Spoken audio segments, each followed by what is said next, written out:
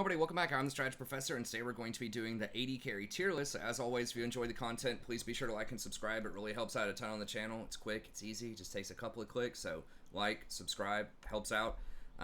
Check me out on Twitter as well, at the StratProf. If you don't get those notifications from YouTube and you want to see when I will release new videos, I tweet out every time I release a new video, so be sure to check that out. And we stream every night starting around 11:30 p.m. Eastern Standard Time. Usually go till about 2 or 3 a.m. Eastern Standard Time. Very friendly, chill community. I try to be as conversational as possible, both about League and a variety of other topics that people like to talk about on the channel. So come by, check it out. Very chill. And then we do coaching sessions, guides, and tons of other content on the channel. So be sure to look at all that as well. And we cover Total War, and I'm going to be doing a lot for the Burning Crusade for Classic WoW as well. So still tons and tons of League, but I'm going to do a little bit of coverage of some of those other games as well. So be sure to look at all that. Okay, let's go ahead and get in here. So I think that Jinx is still going to be number one overall in my mind. She did get nerfed on this patch a little bit, but she just brings so much to the table, and it just feels almost hopeless if the enemy team gets Jinx plus Lulu or Yuumi or just some other like high scaling support. She has so much range with these rockets. They gave her an extra 25 range a few patches ago, and it's just almost impossible to trade with her in the early game. She has about the same range as Ashe when she turns on the rockets, but she does more damage per individual attack, and she can wave clear really well with those rockets early on. She has Zap for pretty good long-range poke and a nice slow.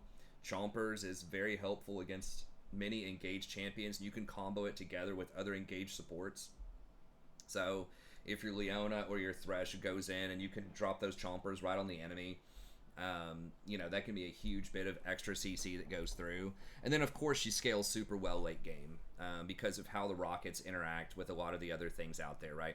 So if you didn't know this, if you get Hurricane on her, which you should, like 99% of the time, you should get Hurricane second on her. Each one of those Hurricane bolts that you fire turns into a rocket, so it also does AoE damage. So if you have 3 people stacked up, each rocket shot is going to hit like basically 9 hits because each rocket can splash, and there's 3 rockets, and so 3 times 3 is 9. So she can get 9 hits out of that if people are grouped up in a team fight, and that's what makes her so like unstoppable in team fights. And she does all of that with extremely long range. So she starts out at 625, but I think it scales up to, I don't remember the exact number, it's like 750 or something just nutty. On that. And yes, some people can get further, like Twitch can get even more range than that, but this is pretty much permanent in team fights. It's only 20 mana, and there's no cooldown on it really, so she just gets to keep it up pretty much all the time. So yeah, just really strong, scales super well. And then of course, if she does get one of those kills, then she triggers her passive, which gets her a lot of extra movement speed, a lot of extra attack speed. So it's just very difficult to deal with her. You have to have hard engage, and you have to blow her up like immediately, or the fight's done. And if she takes cleanse, and she has, you know, just one of the enchanters take heal or exhaust or whatever, it can just be so difficult to lock her down. So I think she's super strong right now. A lot of people are getting Phantom Dancer second. I personally think that's a mistake. I think Hurricane is so good. I mean, if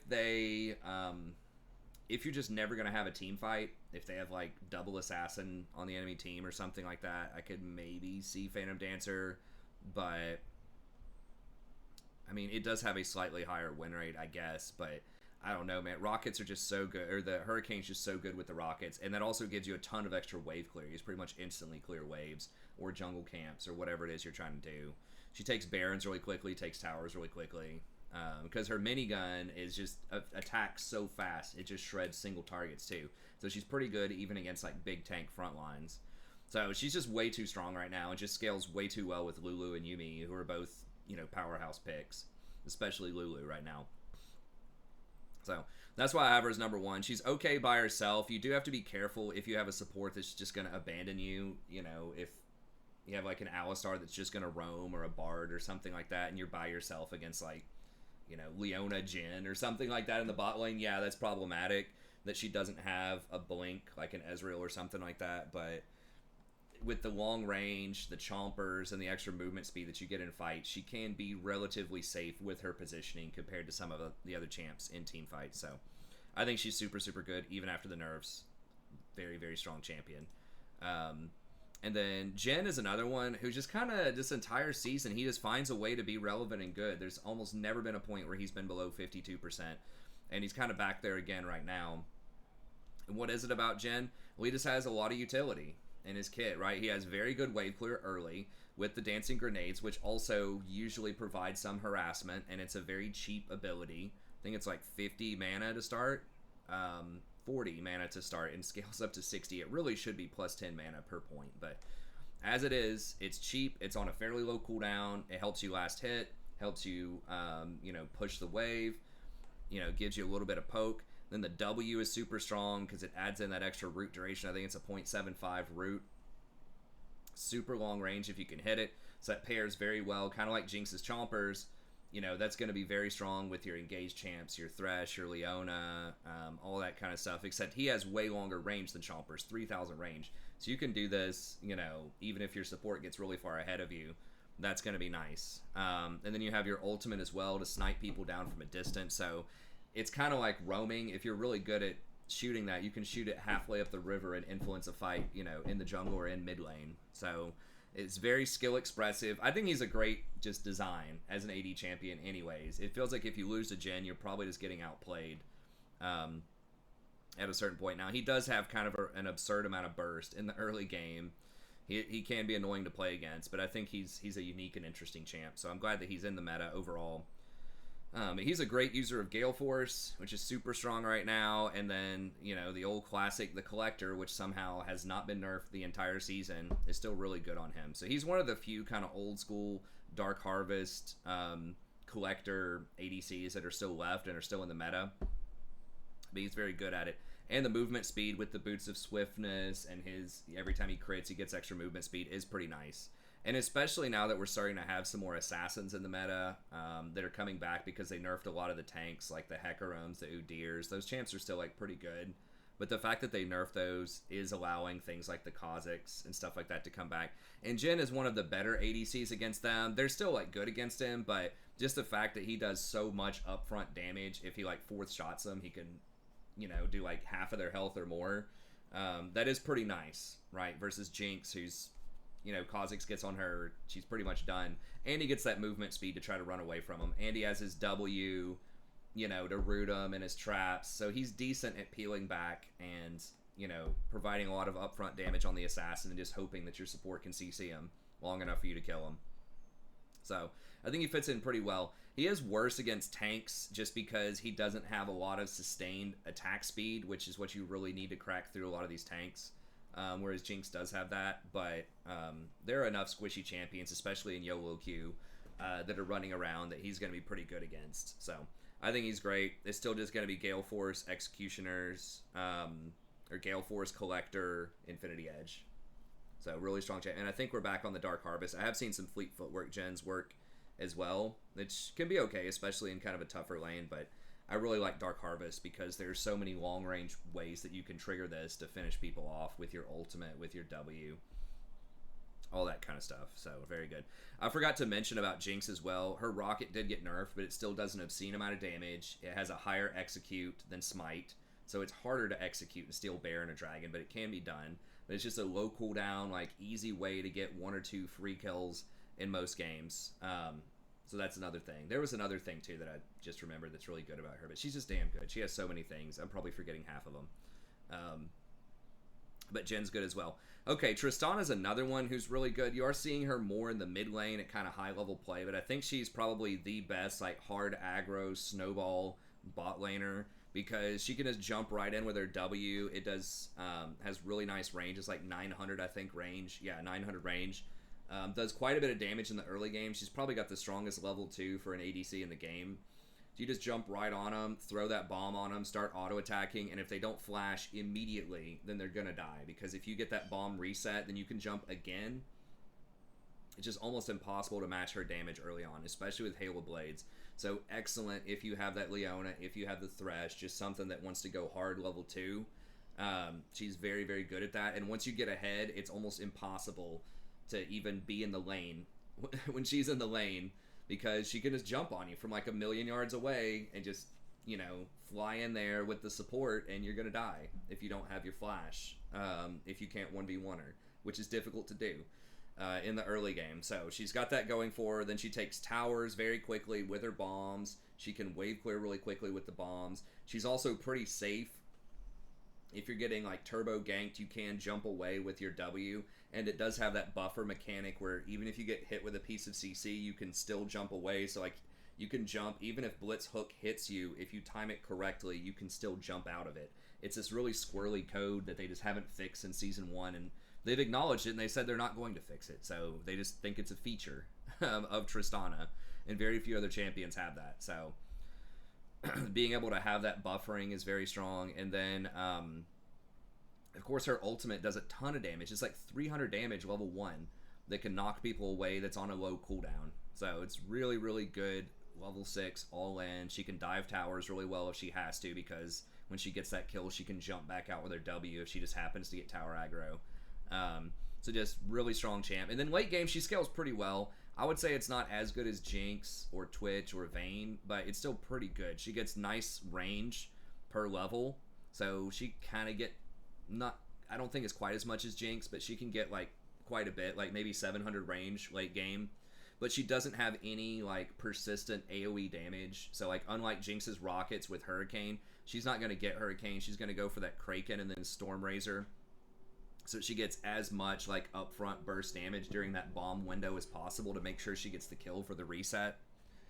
So she's really more of like a burst type of champ, the way that people are building her these days. But she does have the long range. She does get a nice attack speed modifier with her Q, which is pretty handy.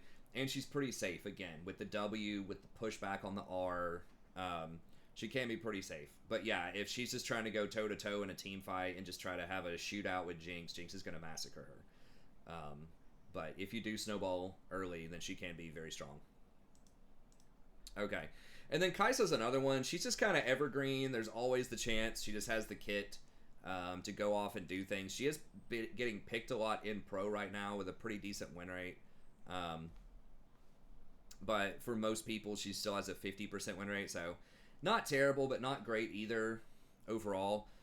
But she does have the potential, if you play her correctly, to start going off. So it's going to be very similar concept to Tristana. She doesn't have as much all-in, just murder and pressure early on. But she can put out quite a bit. If you get those isolated missiles on somebody with the Q, that's a lot. And if you're really accurate with those Ws, it actually provides a surprising amount of poke.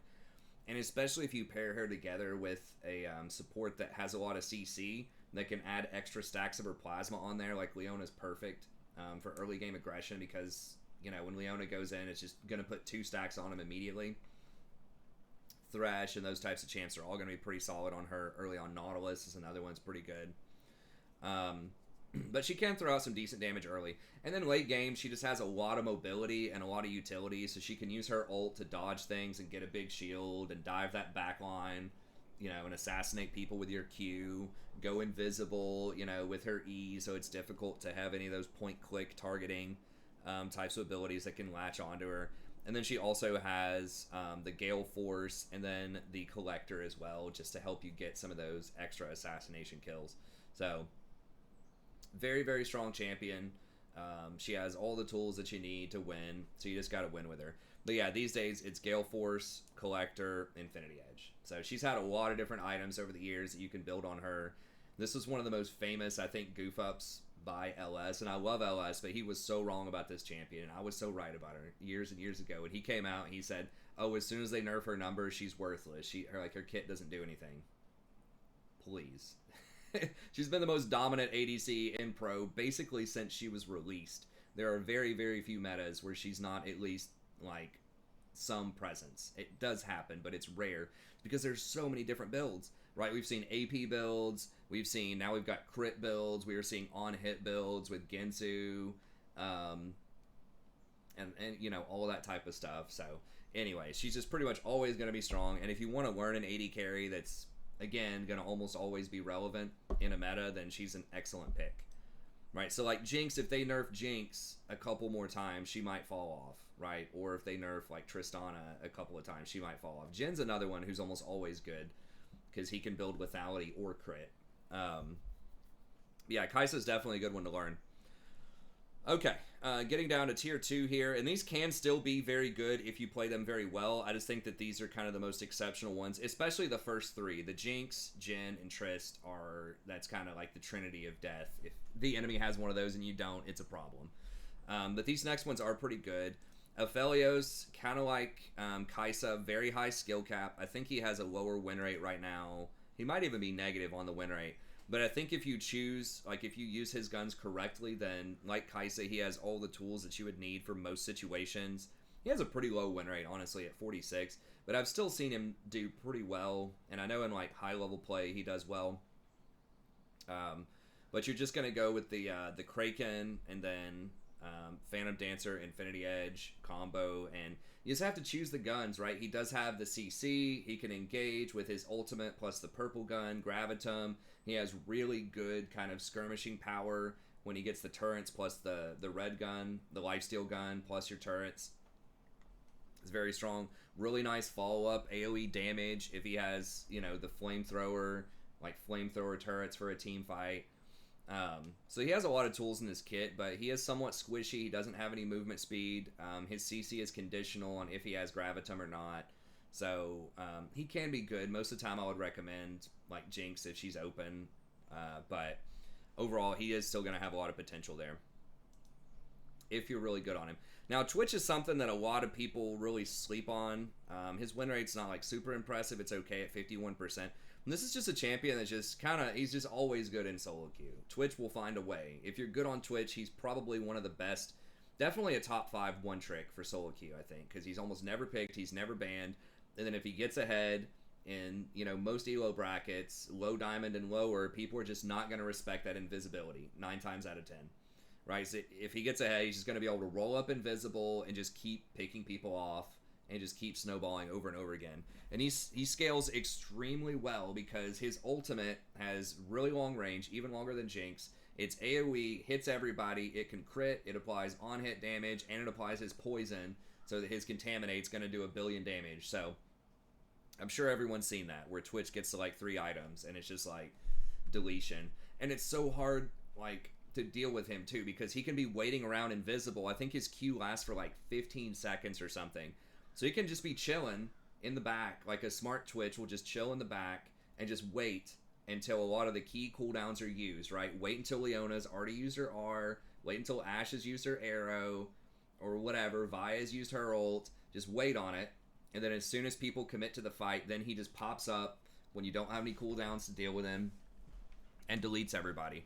So you're put in this really awkward predicament, where it's like, okay, do you hold your cooldowns for Twitch for the 15 seconds, thinking that he might be there, and just have a huge disadvantage in this fight, right? So if you're Rakan, you just hold your ult and not kill that squishy mage that's out of position, or the squishy, you know, support that's out of position, and do you hold it for Twitch, or then just let your team possibly lose the fight, or do you use it early and just hope that Twitch is not there? It's really difficult, right? So there are a lot of amateur Twitches that aren't very good, that are just gonna like open up and start the fight in like melee range of the Darius, right?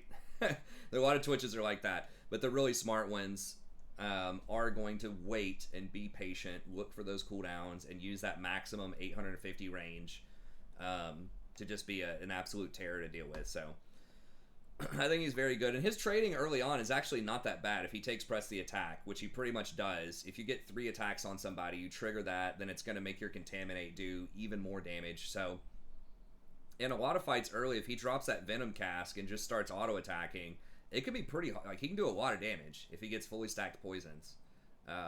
So he's not, you know, the most aggressive powerhouse early on, but if that Leona engages, or the Alistar or the Nautilus or whatever, and you drop that Venom Cask and they don't flash, they're probably going to die if they choose to all-in you. So he's very, very strong. It looks like a lot of people are still just kind of going for the Hurricane Kraken, and that is good. This does give you wave clear. Your Hurricane Bolts do apply poison to everyone that gets hit, so that can stack up poison really fast in team fights with your ultimate going through people, plus the Hurricane Bolts hitting people. You're going to get a lot of poison to contaminate, so I think he's really underrated, pretty strong right now. Kind of like with Jinx, you got to be careful if they have a lot of dive, if they have a lot of engage. but you do have the invisibility and your patience to try to deal with that. So it's, you just got to be careful with his positioning. Clogmas is another one that has had several buffs. I don't know. I don't think his win rate's insane right now. It's like 51.5. Most AD carries are like in that 51 to 53 range right now. A lot of the big ones. I think they are nerfing Ginsu next patch. It might be this patch that they buffed it. I can't remember offhand. But I think you still just want to go Kraken with Hurricane. Now, I'm not sure if the Hurricane Bolts apply his W. They might. If they do, that's really sick. Attack range and his attacks deal an extra... Let me see how it's worded. I'm like 99% sure they don't, but you still get that anyways, just so you have some extra wave clear, and you do get the range, so you do extra damage with it. Depends on if it says on hit or on attack.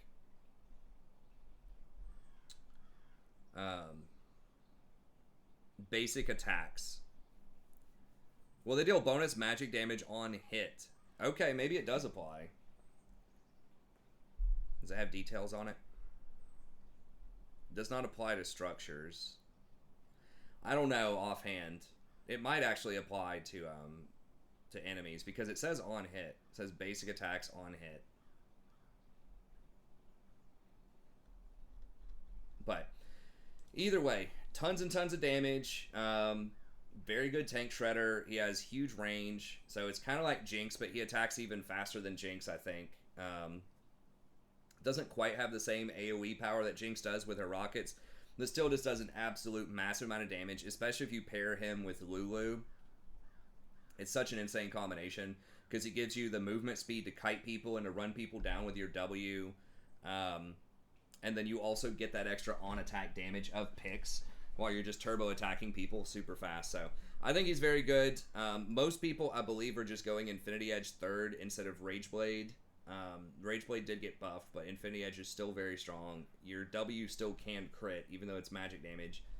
You're still doing physical damage too, and that crit is very nice. So I think most people are doing Infinity Edge. Third, it's almost the exact same win rate. So I don't know, maybe Ginsu after the buff, maybe Ginsu is better third. Ginsu, like, would work better with Hurricane. Like, Hurricane Bolts can crit, but they can also apply these on-hit damages, so...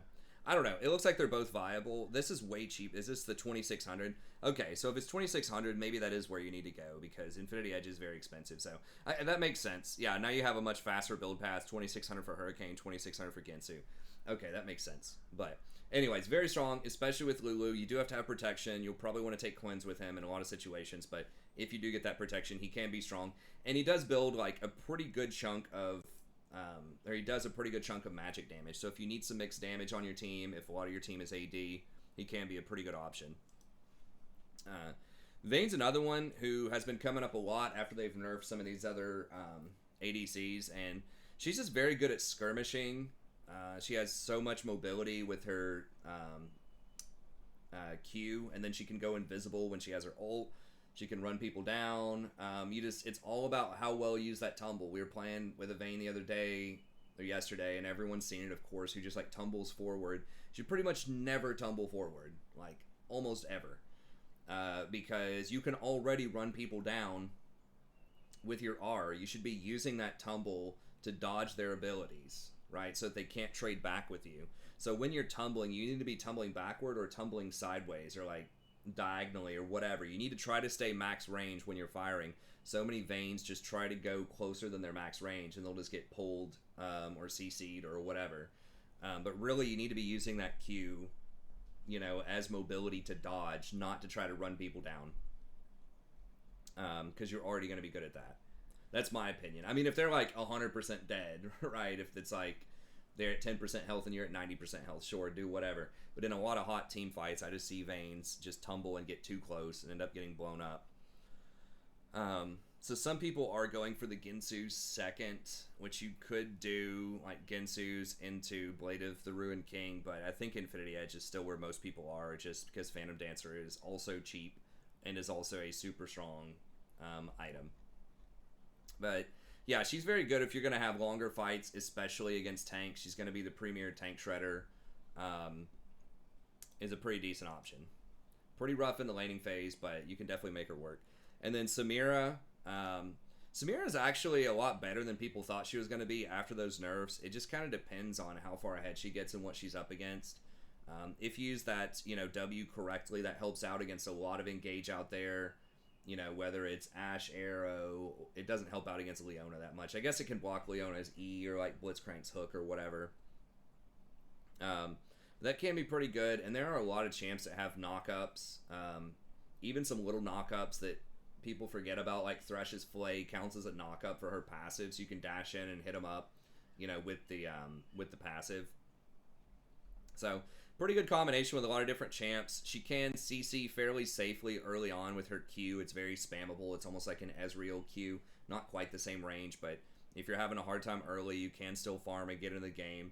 And then, of course, she has her ultimate, which does a ton of damage. And she's pretty good against assassins because she's going to have Conquer, and then a lot of the time she's going to go for Immortal Shield Bow, and potentially, now she does like Collector as well, but she can potentially go for Bloodthirster because Lifesteal works so well with her kit. So it gives her a big shield. She has a lot of mobility and a lot of lifesteal to get through some of the assassins. So she's a pretty decent pick into assassins out there. So still going to be a decent champ. I do want to close this up before 30 minutes and not have it take too long. Ashe is the final one that I'll talk about a little bit more. Just, she's okay. I mean, she's not amazing. I think that a lot of the power is concentrated near the top. But she has nice utility, good poke early on. You can help scout the jungle with your hawk shot. Really nice slows to help people, stop them from running away or to help you kite enemy champions. Then, of course, you have engage. So I still think she's the best, engage ADC probably out there right now. You don't have that many other options. You have, Varus, I guess, but really, really nice if you just need that engage on your team and you already have a lot of damage. You just need some more utility. She's a pretty good pick. So her damage, not as eye-popping as some of these other ones, but she does bring some of the best utility in the game with her slows, with her engage, compared to most other champs. You can even get Hurricane to have, AoE slows, even when your W's on cooldown in team fights, which is handy.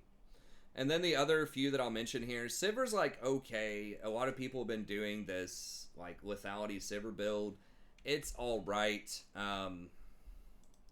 I know Double Lift has talked a lot of trash about it. He doesn't think it's that good, but it's okay. You do get the mana immune early, which does help you wave clear really well, and your Q basically just does a ton of damage. So very good against squishy champions if you consistently hit that Q. It is nice, but you are going to do a lot less sustained damage, a lot less damage to tanks, so that can be problematic. But you do have the utility of your ultimate as well to help your team run in there, so that is nice.